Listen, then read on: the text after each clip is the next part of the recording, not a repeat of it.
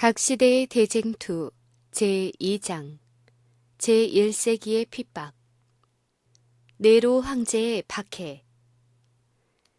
예수님께서는 당신의 제자들에게 예루살렘의 운명과 재림의 광경을 알려주실 때 당신께서 제자들을 떠나가신 후부터 권능과 영광으로 그들을 구원하시러 다시 오시기까지 당신의 백성들이 당할 경험에 대하여서도 미리 말씀해 주셨다. 구주께서는 감람산 위에서 사도시대의 교회에 밀려올 폭풍을 보셨다. 그분께서는 또한 먼 미래를 내다보시면서 장차올 암흑과 박해 시대에 하나님의 백성들에게 미칠 맹렬한 폭풍을 보셨다. 그리고 지극히 의미심장하고 분명한 말씀으로 이 세상 통치자들이 하나님의 교회에 대하여 어떠한 일을 할지에 대해서도 예언하셨다. 그리스도를 따르는 사람들은 주님께서 걸어가신 동일한 굴욕과 비난과 고난의 길을 가야만 한다. 그리고 세상의 구주를 향하여 쏟아졌던 증오는 그분의 이름을 믿는 모든 사람에 대해서도 나타나게 될 것이다. 초대교회의 역사는 구주의 말씀이 성취된 것을 입증하였다. 세상과 음부의 권세는 전력을 다하여 그분을 따르는 사람들을 핍박하므로 그리스도를 대적하였다. 이교는 만일 복음이 승리를 얻는다면 그들의 신전과 제단은 일소되리라는 것을 예견하였다. 그러므로 이교는 그리스도교를 박멸하고자 전력을 기울였다. 그리하여 박해의 불길이 타올랐다. 그리스도인들은 재산을 빼앗기고 집에서 내어 쫓겼다. 그들은 고난의 큰 싸움에 참고 희롱과 채찍질뿐 아니라 결박과 옥에 갇히는 시험도 받았다. 그리고 많은 사람들은 그들의 증거를 그들의 피로써 인쳤다. 빈부와 귀천과 학식의 유무를 막론하고 한결같이 무자비하게 죽임을 당하였다. 바울이 순교당한 당시의 네로 황제 때부터 시작된 박해는 그 정도에 있어서 다소의 차이는 있었지만 그 후 몇 세기 동안 계속되었다. 그리스도인들은 가장 무서운 죄목으로 거짓 고소를 받았고 기근, 질병, 지진 등의 재난도 그리스도인으로 말미암아 생긴다는 원망을 들었다. 그들이 일반 사회의 미움과 의심의 대상이 되자 밀고자들은 이를 얻기 위하여 무죄한 사람들을 무고하였다. 그들은 로마 제국의 반역자, 종교의 적, 사회에 해를 끼치는 자로 정죄되었다. 수많은 사람들이 원형 극장에서 짐승의 밥이 되기도 하고 화형에 처해지기도 하였다. 또한 십자가에 못 박혀서 죽었거나 짐승의 가죽을 씌워서 투기장에 던져짐으로 개에게 찢겨 죽은 자들도 있었다. 그리고 이러한 처형은 축제 때 자주 오락거리로 삼아졌다. 수많은 군중들이 몰려와서 그 광경을 보고 매우 즐거워하였고 그들의 죽음의 고통을 보고 크게 웃고 손뼉치며 기뻐하였다. 카타콤에 피난한 성도들. 그리스도를 따르는 자들은 어디로 피난하든지 맹수처럼 추적당했다. 그들은 불갑을 황량하고 인적이 없는 곳에서 은신처를 찾을 수밖에 없었다. 그들은 궁핍과 환난과 학대를 받았으니 저희가 광야와 산중과 암열과 토굴에 유리하였다. 카타콤은 무수한 사람들의 피난처가 되었다. 로마 성 밖에 있는 언덕들 밑에 흙과 바위를 뚫고 만든 긴 굴들이 있었다. 그물 모양으로 이리저리 뚫린 굴은 성방 멀리 수십 리의 지점에까지 뻗어 있었다. 그리스도인들은 이 지하의 피난처에 죽은 그리스도인의 시체를 묻었다. 또한 그들이 의심을 받고 그들에게서 법률의 보호가 제거되었을 때 여기서 살았다. 생명의 시여자께서 선한 싸움을 싸운 사람들을 깨우실 때 그리스도를 위하여 죽임을 당한 많은 순교자들이 이 음산한 굴 속에서 나올 것이다. 이러한 그리스도의 증인들은 극심한 박해를 받으면서도 그들의 신앙을 깨끗이 보존하였다. 그들은 온갖 편리한 것들을 다 빼앗기고 햇빛조차 볼 수 없는 어두운 땅 속에서, 그러나 부드러운 땅의 품속에서 지내는 동안 한마디의 불평도 입 밖에 내지 않았다. 그들은 믿음과 인내와 희망이 가득한 말로 서로 격려하며 궁핍과 괴로움을 견디었다. 온갖 세상적인 축복들을 잃어버리는 것도 그들로 하여금 그리스도를 믿는 신앙을 버리도록 만들 수 없었다. 시련과 박해는 그들이 받을 안식과 상급을 향하여 더욱 가까이 나아가게 하는 발걸음에 지나지 않았다. 많은 사람들은 옛적의 하나님의 종들처럼 더 좋은 부활을 얻고자 하여 악형을 받되 구차히 면하지 아니하였다. 그들은 그리스도를 인하여 핍박을 받을 때에는 기뻐하고 즐거워하라. 하늘에서 너희의 상이 큼이라. 너희 전에 있던 선지자들을 이같이 핍박하였느니라는 주님의 말씀을 상기하였다. 그들은 진리를 위하여 고난받기에 합당히 여김을 입었다는 사실로 즐거워하였으며 딱딱 소리를 내며 타오르는 불꽃 속에서 승리의 노래를 불렀다. 그들은 믿음으로 위를 쳐다보고 하늘에 계신 그리스도와 천사들이 깊은 관심을 가지고 그들을 주목하시고 그들의 흔들리지 않는 태도를 기꺼이 받으시는 사실을 눈으로 보았다. 그들은 내가 죽도록 충성하라. 그리하면 내가 생명의 면류관을 내게 주리라는 하나님의 보좌로부터 흘러나오는 음성을 들었다. 패배함으로써 승리함. 폭력으로 그리스도 교회를 멸하려던 사단의 노력은 허지로 돌아갔다. 예수님의 제자들이 생명을 바친 대징투는 그 충실한 기수들이 자기의 담당 구역에서 싸우다 쓰러졌을 때 끝나지 않았다. 그들은 패배로 정복하였다. 하나님의 일꾼들은 죽임을 당했지만 그분의 사업은 꾸준히 발전되었다. 복음은 끊임없이 전파되었고 믿는 자의 수요는 더욱더 증가되었다. 복음은 로마의 수리표의 군기조차도 접근하기 어려운 지역까지 침투해 들어갔다. 계속하여 박해하기를 주장하는 이방인 통치자들에게 어떤 그리스도인은 다음과 같이 간언하였다. 당신들은 우리를 죽이고 고문하고 정죄할 수 있을 것이다. 그러나 공의롭지 못한 당신의 처사는 우리가 무죄하다는 증거이다.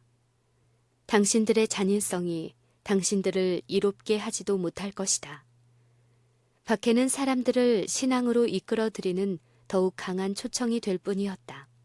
우리가 당신들에게 목배임을 받으면 받을수록 우리의 수요는 더욱 증가할 것이다. 그리스도인의 피는 씨다. 무수한 사람들이 옥에 갇히거나 살육을 당했지만 다른 사람들이 일어나서 그들의 자리를 채웠다. 이와 같이 신앙의 이유로 순교한 사람들은 그리스도께 속한 사람으로 보증을 받고 승리자로 간주되었다. 그들은 선한 싸움을 싸웠으므로 그리스도께서 강림하실 때 영광의 면류관을 받게 될 것이다.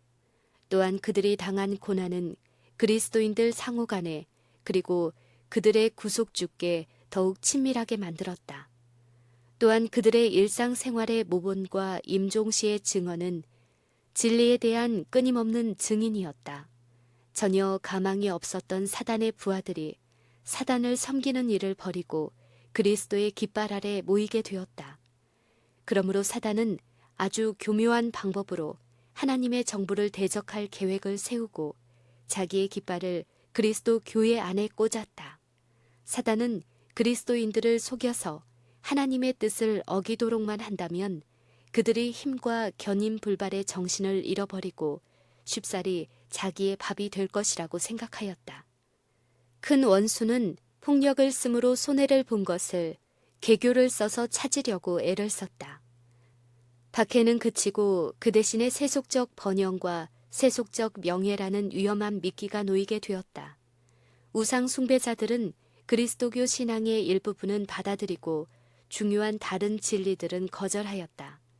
그들은 예수님을 하나님의 아들로 인정하고 그분의 죽으심과 부활을 믿노라고 공언하였다. 그러나 그들은 죄를 자각하거나 회개 혹은 마음의 변화의 필요를 전혀 느끼지 못했다.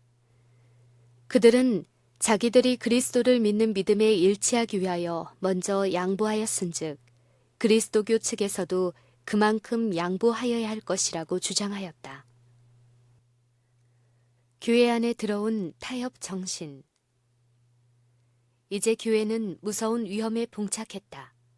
투옥, 불, 칼 등은 이것과 비교할 때 축복이었다. 물론 어떤 그리스도인들은 이러한 경우에도 굳건히 서서 전혀 타협할 수 없다고 말하였다. 그러나 다른 어떤 이들은 자기들의 신앙의 일부를 버리거나 변개하여 그리스도교를 부분적으로만 용인하는 자들과 결합하였다. 그리고 그들은 그렇게 하는 것이 그들을 온전한 회개로 이끄는 수단이 된다고 주장하였다. 이때가 그리스도의 충성된 제자들에게 있어서는 깊은 번민의 시기였다. 그리스도교의 가면을 쓴 사단은 교회 안에 들어와서 신자들의 믿음을 타락시키고 그들의 마음을 진리의 말씀에서 떠나게 하였다. 대부분의 그리스도인들은 마침내 그들의 표준을 낮추는 데 동의하였으며 그리스도교와 이교 사이에 연합이 이루어졌다. 그런데 우상 숭배자들은 그리스도교로 개종하고 교회에 입교하였다고 공언했으나 여전히 우상 숭배를 버리지 않고 그 예배의 대상을 예수님의 형상과 마리아와 모든 성도들의 형상으로 바꾸는 것으로 그치고 말았다. 그러므로 교회 안에 들어온 우상 숭배의 누룩은 계속적으로 해로운 일을 하였다. 불건전한 교리와 미신적 의식과 우상 숭배적인 허식이 그리스도교의 신조와 예배에 혼합되었다. 그리스도를 따르는 사람들이 우상 숭배자들과 타협한 결과로 그리스도 교회 안에 우상 숭배의 그릇된 사상과 좋지 못한 풍습이 수입되었고 교회는 타락하여 순결과 능력을 잃어버렸다. 그러나 이러한 기만에 넘어가지 않고 진리의 근원 되시는 하나님께 충성을 다하고 오직 그분만을 경배하는 사람들도 있었다. 그리스도를 따르노라고 공언하는 무리들 가운데 언제나 두 부류의 사람들이 있어 왔다. 한 부류의 사람들은 구주의 생애를 연구하고 자기들의 결점을 고치고 그분의 모본에 일치되고자 열심으로 노력하는 사람들이며 그 다른 편의 사람들은 그들의 잘못을 보여주는 명백하고도 실제적인 진리를 피하는 사람들이다. 교회는 비록 그 형편이 가장 좋았던 시대에 있어서도 진실하고 순결하고 성실한 사람들만으로 이루어져 있지는 않았다. 우리 구주께서는 고의적으로 죄 가운데 빠지는 사람들을 교회에 용납해서는 안 된다고 가르치셨다. 그러나 그분께서는 품성이 불완전한 자들로 더불어 사귀심으로 당신의 가르치심과 모본을 통하여 그들이 잘못을 깨닫고 고칠 기회를 가지게 하셨다. 12 제자 중에서 한 반역자가 있었다. 유다가 제자로 받아들여진 것은 그의 품성의 결함 때문이 아니라 그런 것들이 있음에도 불구하고서였다. 그가 제자들 가운데 속하게 된 것은 그리스도의 교훈과 모본을 통하여 그리스도인의 품성이 어떠한 것임을 배우고 자기의 잘못을 깨닫고 회개하고 거룩한 은혜를 힘입어 진리를 순종함으로 그 심령이 정결케 되도록 하기 위함이었다. 그러나 유다는 자기에게 그토록 은혜롭게 비추어진 빛 가운데서 행하지 아니하였다. 그는 죄에 빠짐으로 사단의 유혹에 자초하였다. 그의 품성의 나쁜 특성이 지배적이 되었다. 그는 자기의 마음을 스스로 암흑의 세력에 맡겼다. 그는 자기의 잘못에 대하여 책망을 받게 되자 화를 내었고 마침내는 자기의 주님을 파는 무서운 죄를 범하기까지 되었다. 이와 같이 스스로 경건하다고 하면서 악을 품고 있는 자들은 그들의 죄악적 행동을 지적함으로 마음의 화평을 깨트리는 사람들을 미워한다.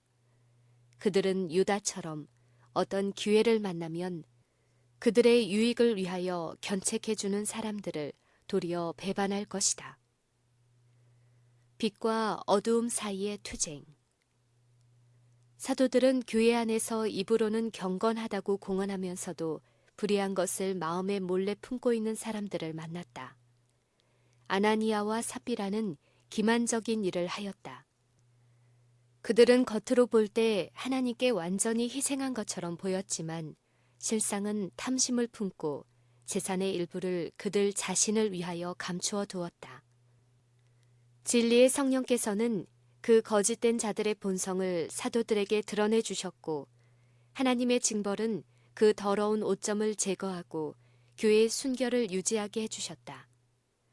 이와 같이 모든 것을 낱낱이 가려내시는 그리스도의 영이 교회에 나타난 현저한 증거는 모든 위선자와 악인들에게 두려움이 되었다. 그들은 습관과 품성에 있어서 항상 그리스도를 대표하는 사람들과 언제까지나 같이 지낼 수는 없었다. 핍박과 시련이 이를 때에 진리를 위하여 모든 것을 버리기를 꺼리지 아니하는 사람들만이 그리스도의 제자들이 되기를 원하였다. 그같이 하여 핍박이 계속되는 동안에는 교회는 비교적 순결을 유지했다. 그러나 박해가 그치자 철저하지도 못하고 헌신하지도 아니한 신자들이 교회에 들어와서 사단의 발판 노릇을 하게 되었다. 그러나 빛의 임금과 어두움의 임금 사이에는 연합이 없으며 그들의 추종자들 간에도 연합이 있을 수 없다. 그리스도인들이 이교로부터 반쯤 개종한 자들과 연합하기를 동의하므로 그들은 진리에서 점점 더 멀리 떨어져 가는 길을 걷게 되었다. 사단은 이처럼 많은 그리스도의 제자들을 속이는 데 성공한 것에 대하여 미칠 듯이 기뻐하였다. 그리하여 사단은 그들에게 더욱 충분한 능력을 주어서 그들로 하여금 아직도 하나님께 충성하고 있는 사람들을 핍박하게끔 충동하였다. 한때 그리스도인의 신앙을 옹호하던 자들만큼 참된 그리스도인 신앙을 반대하는 방법을 더 잘 알고 있는 사람들은 없다. 이러한 배도한 그리스도인은 반쯤은 이교적인 신도들과 연합하여 기독론의 가장 기본적인 면들을 공격하였다. 거짓에 대한 결사적인 투쟁. 충성스럽게 되려는 자들이 성직자의 옷으로 위장하고 교회에 들어온 기만과 가증한 것들을 굳세게 대항하는 데는 투쟁이 필요하였다. 성경은 신앙의 표준으로 받아들여지지 않았으며 종교 자유의 교리도 이단으로 불렸으며 그 교리를 신봉하는 사람들은 증오를 받았으며 법률의 보호에서 제외당했다. 오랫동안의 격렬한 투쟁 끝에 충성된 적은 무리는 이 배교적인 교회와 거짓과 우상 숭배에서 떠나지 않는다면 그들과 결코 연합할 수 없다고 결정하였다. 그들은 하나님의 말씀을 순종하기 위하여 그와 같은 분리가 절대적으로 필요하다는 사실을 깨달았다. 그들은 그들의 심령에 치명적인 오류를 묵인하거나 후손들의 신앙을 위태롭게 할 모본을 남기는 일을 차마 할 수 없었다. 하나님께 대한 충성에 저촉되지 않는 양보라면 화평과 연합을 유지하기 위하여 할 수도 있지만 원칙을 희생하면서까지 그렇게 할 수는 없었다. 진리와 정의를 양보함으로써만 얻을 수 있는 연합이라면 차라리 불화와 투쟁의 편을 택하기로 하였다. 이처럼 굳센 마음을 가진 사람들을 고무시킨 원칙들이 하나님의 백성이라고 공언하는 사람들의 마음에 되살아날 수만 있다면 교회와 세상을 위하여 얼마나 좋을까. 그리스도교 신앙의 기둥이 되는 교리들에 대한 무관심은 우려할 만한 정도이다. 결국 이런 것들은 매우 중요한 것은 아니라는 견해가 널리 퍼지고 있다. 이러한 타락은 사단의 부하들의 손을 강화시켜 주고 있다. 그리하여 과거 여러 세기 동안에 충성된 사람들이 생명을 무릅쓰고 거부하고 폭로시킨 그 거짓된 이론과 치명적인 기만들이 오늘날에는 그리스도의 제자로 자칭하는 수많은 자들에게 환영을 받고 있다. 초대의 그리스도인들은 참으로 특별한 백성들이었다. 그들의 흠없는 행실과 견고한 믿음은 언제나 죄인의 마음을 불안하게 해주는 견책이 되었다. 그들은 수요도 적고 재산과 지위와 명예로운 칭호도 없었지만 그들의 품성과 교훈은 어디서나 악을 행하는 자들에게 두려움의 대상이 되었다. 그러므로 마치 아벨이 경건치 못한 가인에게 미움을 받은 것처럼 그들은 악한 자들에게 미움을 받았다. 또한 가인이 아벨을 죽인 것과 똑같은 이유로 성령의 지배를 거스린 자들은 하나님의 백성들을 죽였다. 유대인들이 예수님을 거절하고 십자가에 못 박은 것도 이와 똑같은 이유에서였다. 곧 그분의 품성의 순결과 거룩함이 그들의 이기심과 타락에 대한 끊임없는 견책이 되었기 때문이었다. 그리스도께서 세상에 사시던 때로부터 오늘날에 이르기까지 그분의 충성된 제자들은 죄를 좋아하고 그 길을 따라가는 자들의 미움과 반대를 받아왔다. 평화냐 칼이냐? 그렇다면 복음이 어떻게 평화의 기별이라고 불릴 수 있을까? 이사야는 메시아의 출생을 예언할 때에 그분을 평강의 왕이라고 불렀다. 천사들이 예수님의 출생을 목자들에게 선포할 때에 베들레헴 상공에서 지극히 높은 곳에서는 하나님께 영광이요 땅에서는 기뻐하심을 입은 사람들 중에 평화로다 라고 노래하였다. 이 예언적 말씀과 그리스도께서 내가 세상에 화평을 주러 온 줄로 생각지 말라. 화평이 아니요 검을 주러 왔노라고 하신 말씀은 서로 배치되는 듯하다. 그러나 올바르게 이해하게 되면 그 둘은 완전히 일치된다. 복음은 평화의 소식이다. 그리스도교는 세상이 그것을 믿음으로 받아들여서 순종하기만 하면 세상에 평화와 조화와 행복을 전해주게 된다. 그리스도의 종교는 그 교훈을 받아들이는 사람들에게 친한 형제의 관계를 이루어준다.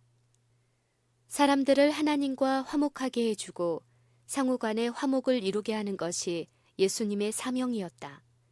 그러나 세상은 대부분 그리스도의 대적인 사단의 지배를 받고 있다. 복음은 그들의 습관과 욕망과는 전혀 반대되는 생활 원칙을 제시해 주기 때문에 그들은 복음을 반대하게 되는 것이다. 그들은 그들의 죄를 드러내어 그것을 죄라고 지적해 주는 순결을 증오하며 공의롭고 성결한 복음의 요구를 주장하는 사람들을 핍박하고 죽인다. 그러므로 복음이 가져다 주는 고상한 진리가 증오와 분쟁을 일으키는 일도 있다는 의미에서 복음은 검으로 불린다. 악인의 손에 의인이 핍박받는 일을 허락하시는 하나님의 오묘한 섭리는 믿음이 연약한 많은 사람들에게 당혹감을 가져다 준 한 문제였다. 그리하여 어떤 이들은 하나님께서 몹시 악한 자들을 번영케 하시면서 선하고 순결한 사람들은 괴로움을 당하게 하신다는 이유로 하나님께 대한 신뢰를 버리려고까지 한다. 공의롭고 자비하시고 무한한 권능을 가지신 하나님께서 어찌하여 이와 같은 불의와 압박을 묵인하실 수 있느냐는 질문이 제기되고 있다. 그러나 그것은 우리가 조금도 염려할 문제가 아니다. 하나님께서는 당신의 사랑에 대하여 우리에게 충분한 증거를 주셨다. 그러므로 우리는 우리가 그분의 섭리의 역사를 깨달을 수 없다고 하여 그분의 자비를 의심해서는 안 된다. 구주께서는 어두운 시련의 때에 제자들의 마음에 의욕이 생길 것을 미리 아시고 종이 주인보다 더 크지 못하다 한 말을 기억하라. 사람들이 나를 핍박하였은즉 너희도 핍박할 것이라고 말씀하셨다. 예수님께서는 우리를 위하여 당신을 따르는 사람들 중에 어떤 사람이 악한 자의 잔인한 행위로 말미암아 받는 고난보다 더욱 심한 고난을 받으셨다. 혹독한 형벌과 순교를 당하도록 부르심을 받은 사람들은 하나님의 사랑하는 아들의 발자취를 따라가는 데 지나지 않는다. 고난에 대한 하나님의 섭리. 주의 약속은 어떤 이의 더디다고 생각하는 것 같이 더딘 것이 아니다. 하나님께서는 당신의 자녀들을 잊으시거나 소홀히 여기지 않으신다. 그러나 하나님께서는 당신의 뜻을 행하려는 사람들이 악한 자들에게 속임을 당하지 않도록 하시고자 악한 자들이 그들의 참 본성을 드러내도록 허락하신다. 또한 의인이 고난의 풀묵 가운데 던져짐을 당하는 것은 그들을 정결하게 만들고 그들의 본을 통하여 다른 사람들에게 신앙과 경건의 실제를 보여주고 그들의 일관된 행동으로 불경건하고 믿지 않는 자들을 정죄하기 위함이다. 하나님께서 악한 자가 번영하고 그들이 당신께 대한 적의를 나타내도록 허용하시는 것은 그들의 죄악의 잔이 찰 때 모든 사람들이 그들의 완전한 멸망 가운데서 그분의 공의와 자비를 볼 수 있도록 하시기 위해서이다. 하나님의 보복의 날, 곧 하나님의 율법을 범하고 하나님의 백성을 학대한 모든 자들이 공정한 보응을 받는 날, 하나님의 충성된 백성에게 행한 모든 잔악하고 불의한 행위가 그리스도 자신에게 행한 것으로 인정되어 벌을 받는 날이 신속히 다가오고 있다. 오늘날 교회가 주의해야 할 더욱 중요한 문제가 또 하나 있다. 사도 바울은 무릇 그리스도 예수 안에서 경건하게 살고자 하는 자는 핍박을 받으리라고 말하였다. 그러면 박해의 불이 거의 꺼진 듯이 보이는 것은 무슨 이유인가? 그 유일한 이유는 교회가 세속적 표준과 타협하여 별로 반대를 받을 일이 없는 까닭이다. 오늘날의 종교는 그리스도와 그분의 사도들이 생활하던 당시의 그리스도인의 신앙처럼 순결하고 거룩한 성격의 것이 아니다. 그리스도교가 세상에서 인기가 있는 유일한 이유는 죄와 타협하는 정신 때문에, 그리고 하나님의 말씀의 위대한 진리들이 너무도 무시되고 있기 때문에, 그리고 교회 내에 활력이 넘치는 경건이 거의 없기 때문이다. 초대교회의 신앙과 능력이 되살아날 때에 박해의 정신은 다시 나타날 것이며 핍박의 불길은 다시 타오를 것이다.